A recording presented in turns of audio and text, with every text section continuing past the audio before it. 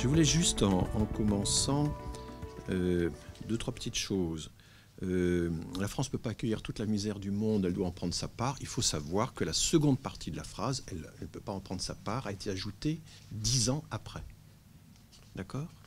Donc, il y a quelques mois, lorsque Valérie Pécresse avait, devant l'Assemblée nationale, prononcé la première partie de la phrase, tous les députés socialistes en chœur ont ajouté, ont tenu, n'est-ce pas, ajouté la deuxième partie de la phrase. Ils ne savaient pas, et on le sait, que cette seconde partie, c'est un repentir, comme on dit en peinture, qui a été rajouté, mais seulement 10 ans après. Donc sachez-le, et la prochaine fois que cette phrase reviendra, c'est bon à savoir. Voilà. Alors je vais d'abord vous parler de quelque chose qui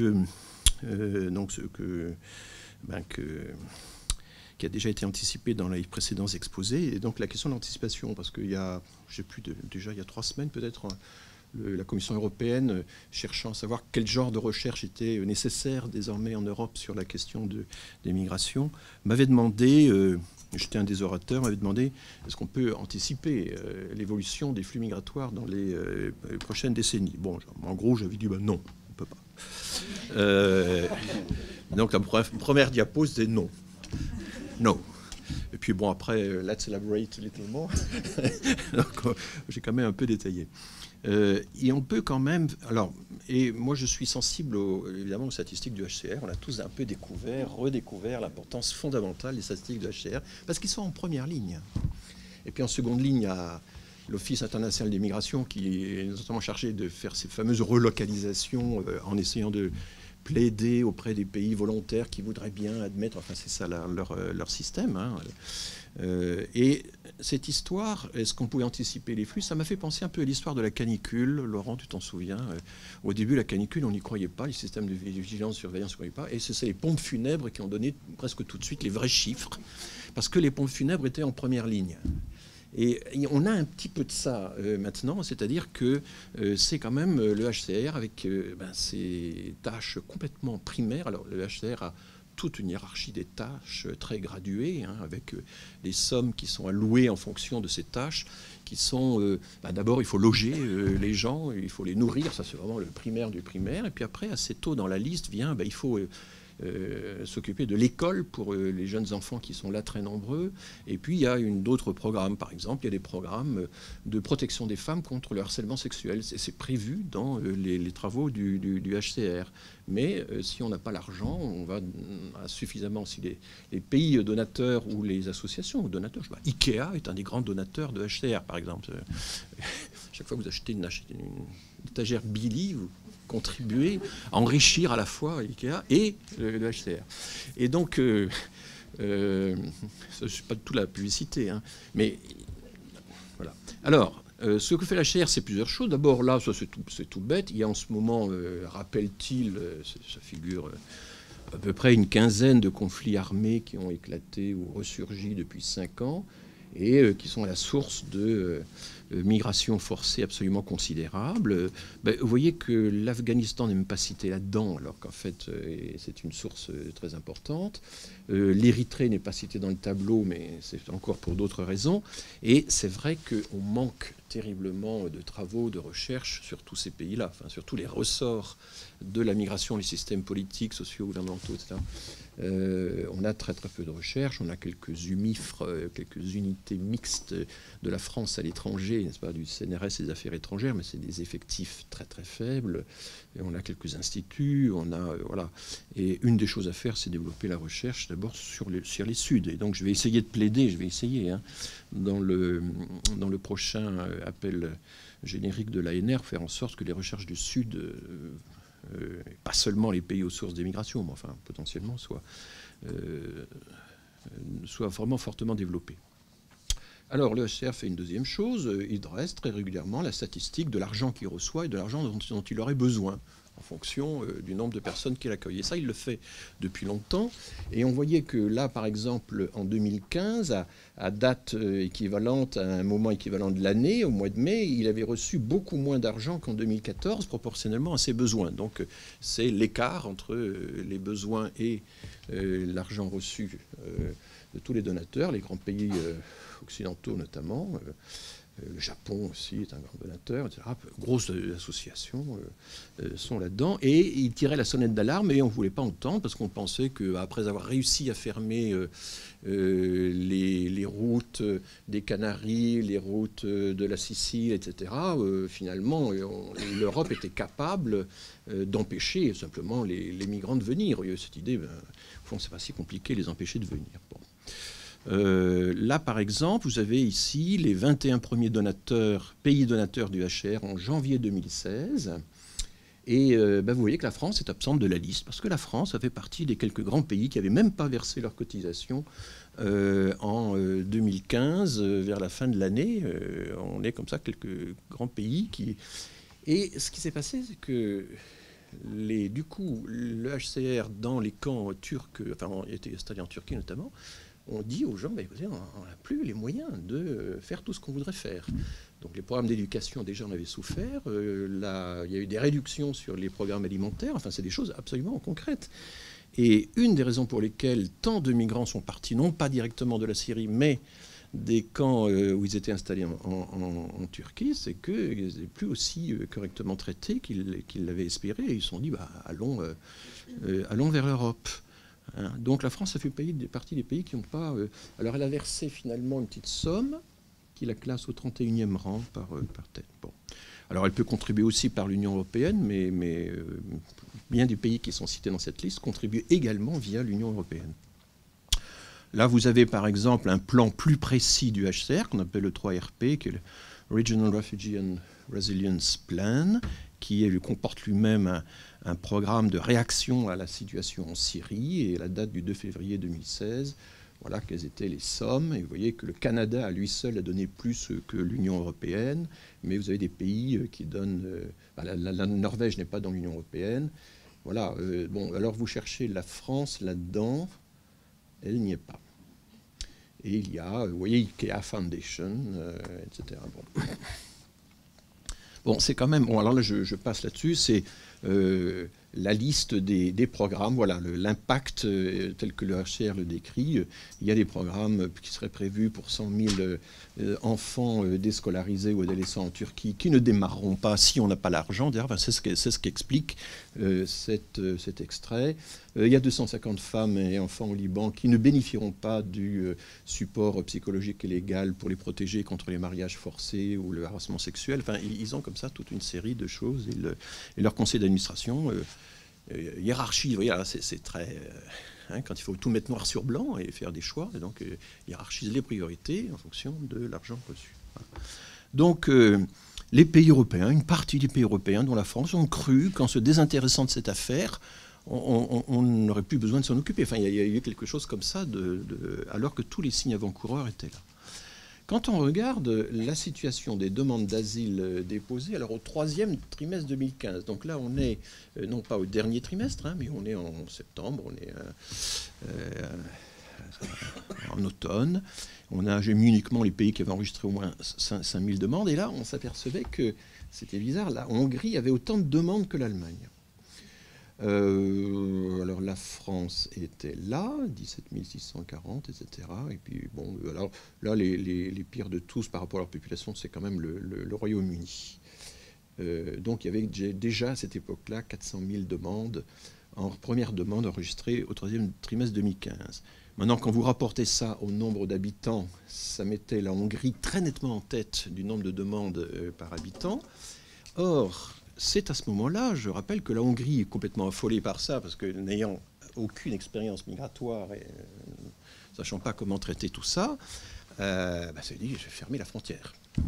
Et là, elle a reçu une volée de bois vert de notre ministre des Affaires étrangères, qui est maintenant président du Conseil constitutionnel, et donc une flèche a été décochée de là, ici, vers là. Vous voyez ? Et on a dit vraiment... ce que vous faites est contraire aux valeurs morales de l'Europe. C'est ça qu'on leur a dit. Et personne ne leur a dit, mais PEP, nous, on a quand même reçu uniquement... C'est par habitant, hein, c'est proportionnel au nombre d'habitants. On n'était peut-être pas très bien placés pour donner des leçons d'accueil à la Hongrie. Alors après, une partie de ces demandes en Hongrie, ça a servi de ça, ils sont allés en Allemagne. Hein, bon, il y a eu un... Voilà. Mais, bon... voyez que de temps en temps, il y a, alors pour répondre un peu à des questions qui ont été posées tout à l'heure, il y a des ordres de grandeur. Que ce soit 467 ou 500 ou 800 pour 1 million d'habitants, c'est vrai que franchement, enfin, on s'en fiche, quoi. Mais en gros, qu'il y ait des gens vers le bas du tableau et des gens vers le haut du tableau, ça c'est quand même révélateur et c'est quelque chose qui doit nous faire réfléchir. Et là, évidemment, une des premières choses à faire, que tout le monde ne fait pas, mais que peu à peu les journalistes commencent à faire dans les rubriques de fact-checking, de décodage, etc. Enfin, je trouve que ça progresse. L'idée qu'il faut que les chiffres soient proportionnels et pas simplement la comparaison des chiffres absolus que manient les politiques pour impressionner un bon compte.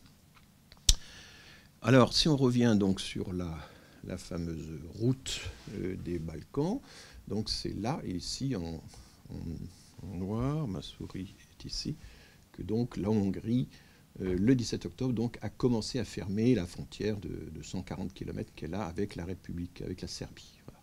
Et donc, du coup, les migrants passent une série de frontières, la Macédoine ici, ils évitent le Kosovo qui est vraiment pas très recommandé, ils arrivent en Serbie et quand la frontière a été formée ici, qui était donc l'antichambre de l'Autriche, il y a eu une première tentation qui a beaucoup effrayé les Croates de passer par là. Alors ça c'est très embêtant parce qu'il y a Dubrovnik et Split qui sont les deux grandes villes touristiques qui jouent un rôle essentiel dans l'économie de la Croatie. Vous voyez, la Croatie, c'est ce pays en forme de croissant. C'est le glacis contre l'avancée des Ottomans. Hein. On a mis des colons militarisés pendant des siècles pour empêcher les Turcs d'avancer. Et le pays a gardé la trace dans sa frontière, dans son profil, a gardé la trace de cette histoire. C'est un pays de glacis. Là passe la ligne de chemin de fer de Belgrade à Zagreb. Zagreb est ici, là. Et puis, donc j'étais là-bas à la mi-décembre et j'ai vu, comme je l'ai raconté aux membres de l'unité MIME, il y avait tous les jours en décembre 4 trains à peu près par jour, de 1300 personnes chacun. Et c'est quand même très impressionnant, effectivement. Bon, c'est pas simplement de la mise en scène. Enfin, quand vous voyez 1300 personnes descendre d'un train en un quart d'heure, en 20 minutes, puis ensuite aller tous se faire prendre les empreintes digitales, se faire confisquer leurs couteaux et leurs narguilés. Le commandant du port avait une grande collection de narguilés dont il était très fier. Il avait réussi à en confisquer de très grande taille parfois. Bon, ils passent dans les tentes des ONG et puis ils rechargent leur mobile, car les migrants, on y a fait allusion, sont connectés. Et ils ont la même chose que nous, GPS, ils sont même mieux équipés que moi, GPS, Google Maps, etc. Ils sont informés. Ils savent que Marine Le Pen a fait tant de pourcents aux dernières élections en France. Ils ont des choses comme ça quand même. Hein. Et ça change beaucoup par rapport à tout ce qu'on racontait sur l'immigration quand j'étais jeune. Autrefois, c'était le coût du transport qui était essentiel. Puis le coût du transport a formidablement baissé et n'était plus un facteur d'explication du flux migratoire comme... Après, les économistes, à juste titre, ont insisté sur le fait que le coût de l'information était quelque chose de très important pour le choix de la destination et qu'il y avait des filières qui devaient se créer pour ça, etc. Et aujourd'hui, le coût de l'information est à son tour en train de baisser fortement. Ce sont des évolutions assez fortes. Et quand vous voyez tous ces migrants qui se pressent sur les piliers de chargement qui ont été dressés par les organisations humanitaires, c'est là pour savoir où est la frontière, etc. Donc toutes ces frontières-là sont fermées actuellement. Elles ont été fermées, donc une à une.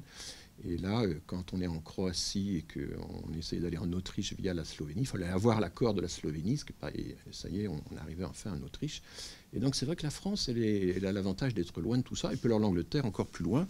Et là, je voudrais dire une chose, parce que j'ai assisté donc à Bruxelles à cette présentation synthétique des recherches. Alors il y a un grand courant, et mon ami Chris en fait partie, mais à force d'insister sur le fait que non, migration, c'est vraiment un thème complètement obsolète. Maintenant, il faut dire mobilité, il faut dire circulation, il faut... bon, d'accord, enfin, il y a 80 millions de touristes qui arrivent en France chaque année, il faut quand même pouvoir les distinguer des migrants, c'est quand même pas tout à fait la même chose. Et puis, le problème, c'est qu'il y a une certaine façon, à l'intérieur de ce courant, surtout du côté des anthropologues, de célébrer la capacité du migrant stratège à faire fi des frontières, à déjouer complètement les souverainetés des États westphaliens. Enfin, vous connaissez, bon, il y a quand même un certain nombre, à Sciences Po, il y a un certain nombre de gens qui font ça. Bon, je vais bien, mais enfin, au total, la France a quand même accueilli à peu près, alors c'est 1 million, 15 fois moins de réfugiés que l'Allemagne, l'Angleterre à peu près 40 fois moins. Il y a des pays qui arrivent enfin, l'État souverain, la frontière, etc., ça marche. Les murs, on peut les passer, mais enfin, s'il faut s'y mettre à 3 fois pour passer un mur, ça va quand même réduire les flux d'autant, quoi. Donc, il y reste encore fondamentalement une très forte capacité des pays à accueillir ou à ne pas accueillir, à se protéger ou pas grâce à l'insularité, grâce à la distance. Nous, on est un peu le Finistère de l'Europe, et puis l'Angleterre, le Finistère du Finistère. Ben, tout ça, ça compte encore énormément pour expliquer les différences d'accueil entre les pays. Et donc, l'éloge tous azimuts de la mobilité face au peuplement, que j'entends un peu trop souvent maintenant, me semble oublier ces vérités-là. La crise est un formidable révélateur, du coup, et de ces différences. Et évidemment, le topo maintenant qu'on a, c'est l'Europe face à la crise des migrants, mais de plus en plus, c'est les migrants face à la crise de l'Europe. C'est au fond ça qui mériterait qu'on y réfléchisse davantage. J'aurais envie d'inverser les migrants face à la crise de l'Europe. Tellement la crise est un révélateur de toutes nos différences. On s'est un petit peu moqué de Frontex et voilà de quoi j'avais fait cette diapositive avant d'entendre Chris, mais c'est vrai qu'on a des augmentations de 1674% qui sont signalées parce qu'avant il n'y avait rien et que maintenant il y a 40 000 personnes, donc il y a des calculs de pourcentage qui sont effectivement d'une grande naïveté. Bon. Mais en même temps, ce n'est pas inutile de savoir qu'il y a à peu près 40 000 personnes qui ont essayé de franchir la frontière hongroise depuis la Serbie. Hein. C'était quand même... Et du coup, ce qu'ils ont dit là, je reprends ce que disait Jean-Christophe, reste quand même utile, mais c'est la façon de le présenter, et notamment les augmentations relatives, qui est assez étonnante. Puis alors là, vous avez ici 3 personnes, là. 3 personnes, et donc du coup, ça a augmenté de 50%. Bon, tout ça est très, très naïf. Si vous faites des cours de statistiques, vous pourrez utiliser cette diapo. Bon, je passe ici sur le fait que quand on regarde, ça a déjà été présenté, donc je le refais autrement, les réfugiés statutaires en Europe, aux États-Unis, d'après le HCR, sur une longue durée, à une époque où tout ça n'était pas très structuré juridiquement et administrativement, on voit que quand même l'Allemagne, dès effectivement les 92, après la chute du mur, quoi, devient vraiment le grand pays d'accueil. La France est en bleu, donc ça va, on a dépassé le Royaume-Uni. Là maintenant, il y a un chassé-croisé avec le Royaume-Uni. Il y a un concours à qui on accueillera le moins. Et la Grande-Bretagne est nettement plus forte que nous là-dedans.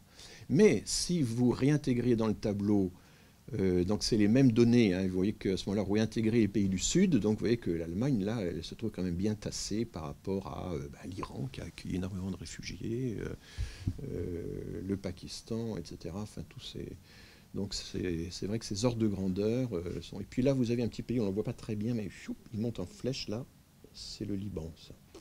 Ça, c'est le Liban, qui n'était pas beaucoup concerné, mais qui... voilà.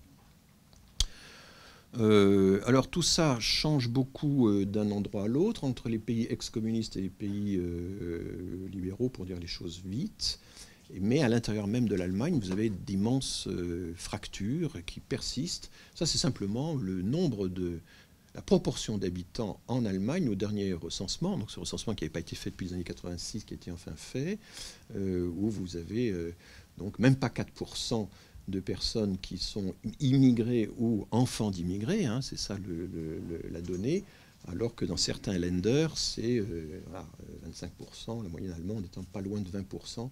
Là, vous avez des fractures énormes. Il se trouve que dans ces 5 lenders, il y a plein de logements vacants. Il y a encore une migration formidable de l'Est vers l'Ouest.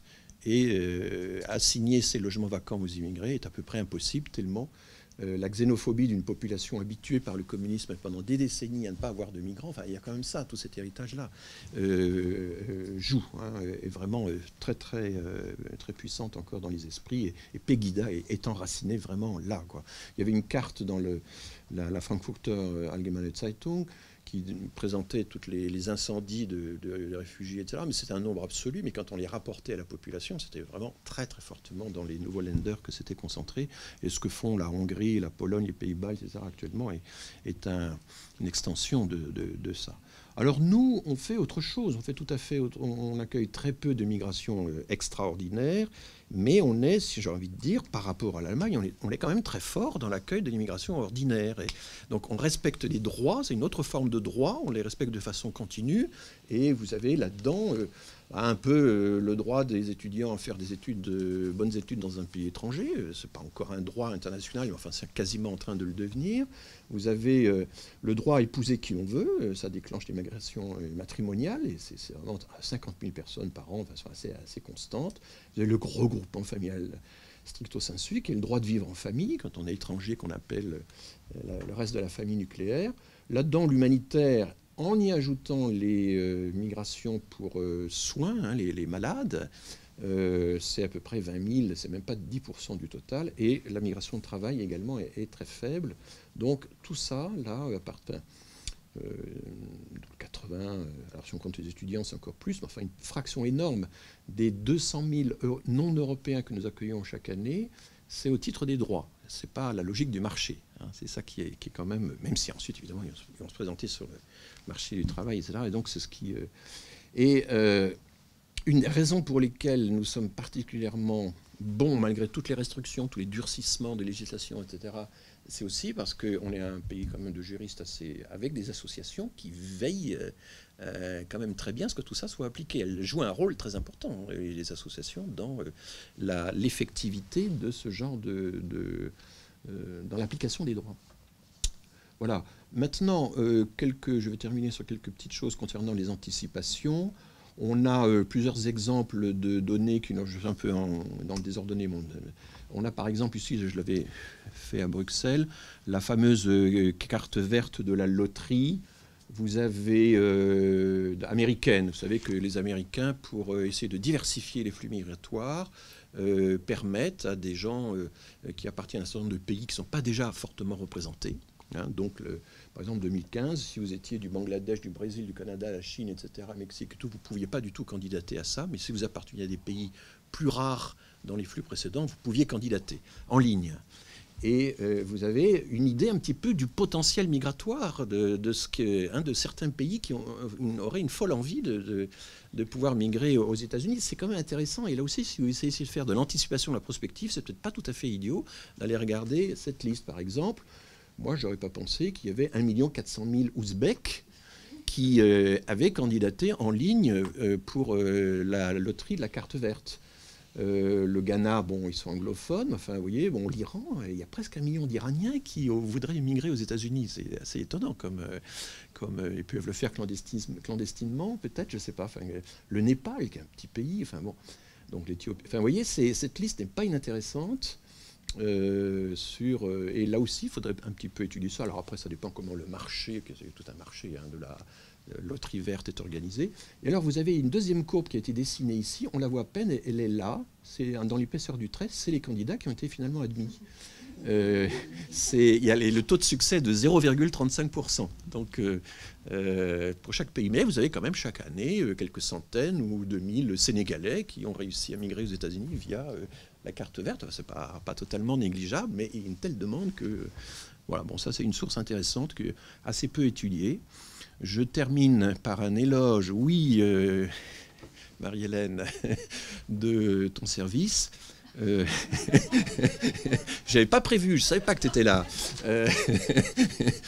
L'intérêt de faire des comparaisons dynamiques par rapport aux comparaisons statiques quand on s'intéresse à l'intégration. Voilà, c'est ça l'idée. Donc on a plein, ça déborde, on a plein de comparaisons statiques. Ça c'est par exemple un exemple. Enfin, chaque flèche commence par le taux de chômage de la population native et l'extrémité de la flèche, c'est le taux de chômage de la population immigrée.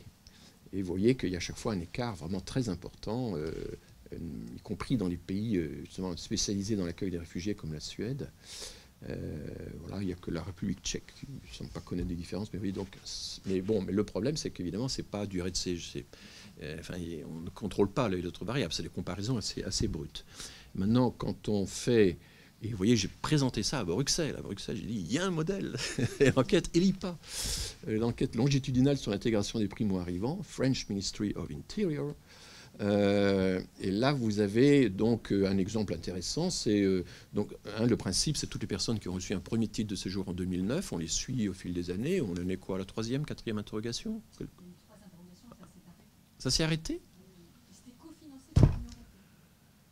Ça s'est arrêté faute d'argent? Non? Ah oui. Oui. Mais vous refaites un autre panel ou pas?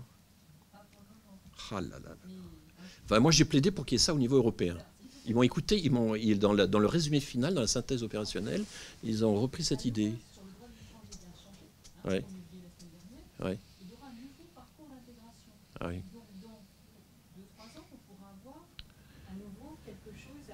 Ah, d'accord, d'accord. Enfin, moi, je plaide pour qu'il y ait un échantillon européen de ça. Enfin, il y a quelques exemples dans d'autres pays. Hein, mais vous voyez, l'intérêt, c'est le taux d'emploi hommes-femmes à l'année d'arrivée. Les femmes arrivent, elles sont vraiment lésées par ces points tubes d'emploi, etc. Puis avec le temps, hein, comme disait Jean-Christophe, elle remonte la pente. Alors l'écart entre hommes et femmes qui s'est creusé, la migration a creusé l'écart, hein, puis après l'écart se resserre. Bon, il y a plein de choses à regarder là. C'est vraiment quand même très intéressant comme données. Bon, et je plaide pour ce genre de choses. Et maintenant, quand on reproche à l'Allemagne d'avoir une vision un petit peu utilitaire, etc., de la migration, bon, là, je reprends des données qui sont archi connues, les données de l'ONU, les projections démographiques. Dans 50 ans, au rythme actuel, avec les régimes démographiques des 10 dernières années projetés dans l'avenir, en quelque sorte, on voit bien que la part, le nombre, là c'est tout simplement le nombre de personnes d'âge actif, donc de 20-64 ans, va baisser en Allemagne, en Italie, en Espagne de 30% et même de 35 voire 40% dans d'autres pays d'Europe centrale, alors que la France, en partie grâce à l'immigration, les Pays-Bas, etc., vont stabiliser leur population. Et du coup, quand il y a plusieurs scénarios, mais voilà, ça c'est la même chose, hein, le nombre des 20-64 ans avec le niveau actuel de migration. Et vous voyez que des pays comme la Pologne, la Croatie, la Hongrie, etc., ont des chutes considérables de population active qui sont sur 50 ans avec les niveaux de migration actuels, mais ils ne sont quasiment pas de migration. Ça c'est avant la crise de 2015, il n'y avait quasiment pas d'immigration. Donc, et l'Allemagne, c'est donc des baisses de 30%, et la France est là, donc dans une toute autre position.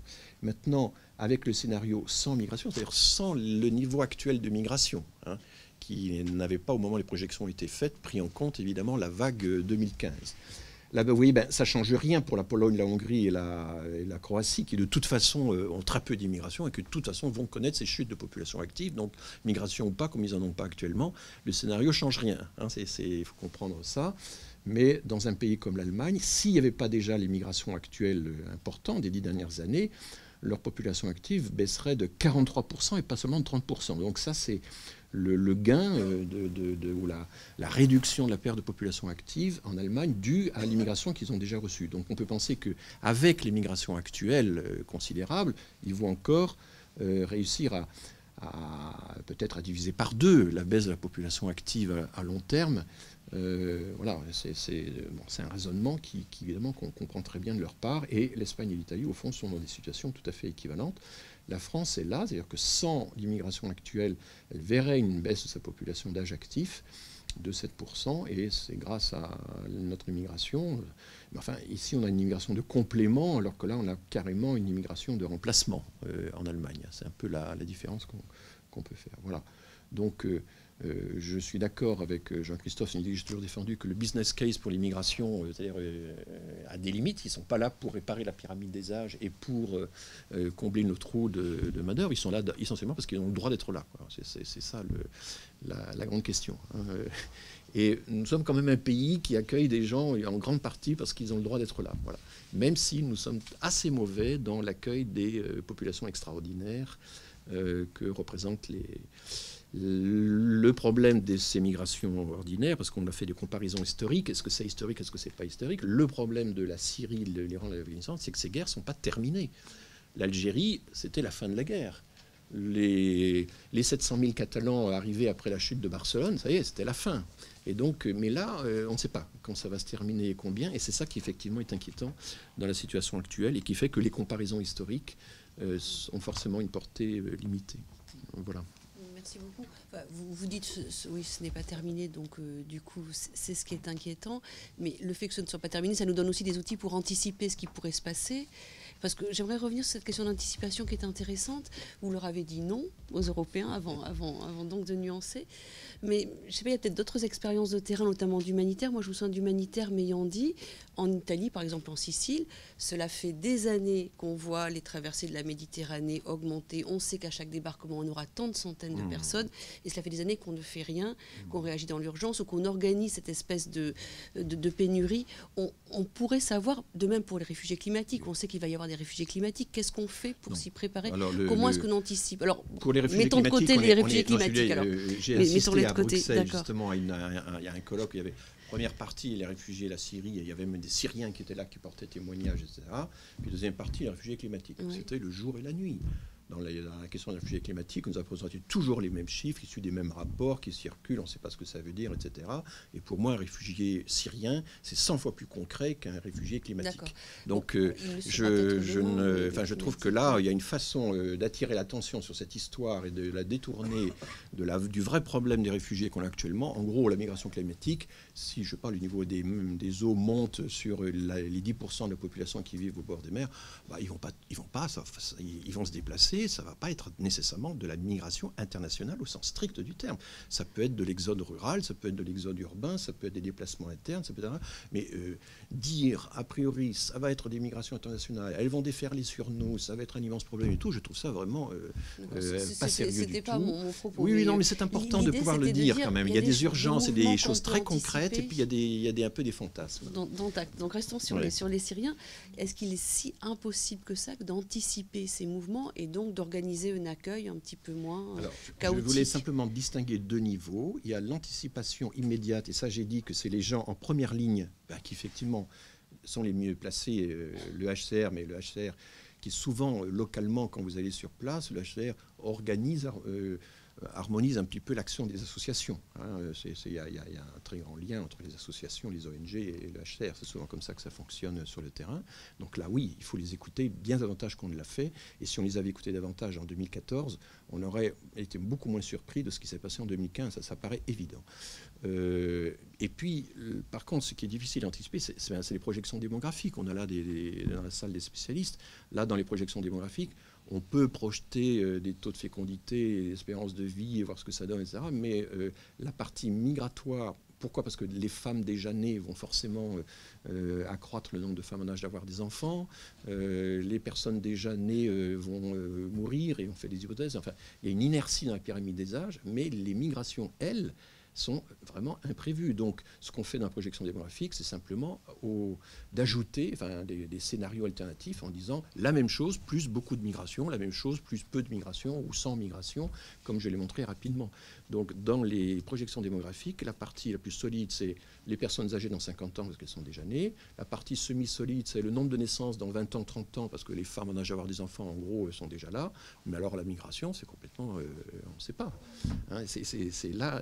souvent, quand j'étais directeur de l'INED, on me disait, j'ai reçu des délégations, est-ce que vous pouvez, monsieur le directeur, nous prédire le nombre de migrants qu'on aura dans 20 ans, dans 30 ans? Et là, je disais, ben non. Alors, il y a quelques petites... Il y a des chercheurs qui font des modèles très très sophistiqués, c'est-à-dire que s'il y a des choses un peu cycliques, vous avez un gros arrivage d'étudiants chinois, vous savez qu'ils vont rester 4-5 ans, ben oui, au bout de 4-5 ans, vous allez avoir de gros retours d'étudiants chinois. On peut prévoir des choses un petit peu cycliques comme ça, mais c'est assez limité. Globalement, on ne peut pas prévoir l'immigration. On a plein d'exemples. Un des exemples les plus extraordinaires, c'est les Équatoriens qui, tout à coup... 400 000 Équatoriens se retrouvent en Espagne parce qu'il y a une crise économique en 99-2000 qui les a expulsés là et personne ne l'avait prévu et paf, ils se retrouvent Et on a plein d'exemples comme ça. Et là, pour la Syrie aussi, alors que ce conflit dure depuis 5 ans, qu'on se dit qu'il peut encore durer, on a quand même ce recul. C'est tout ce qu'on peut dire.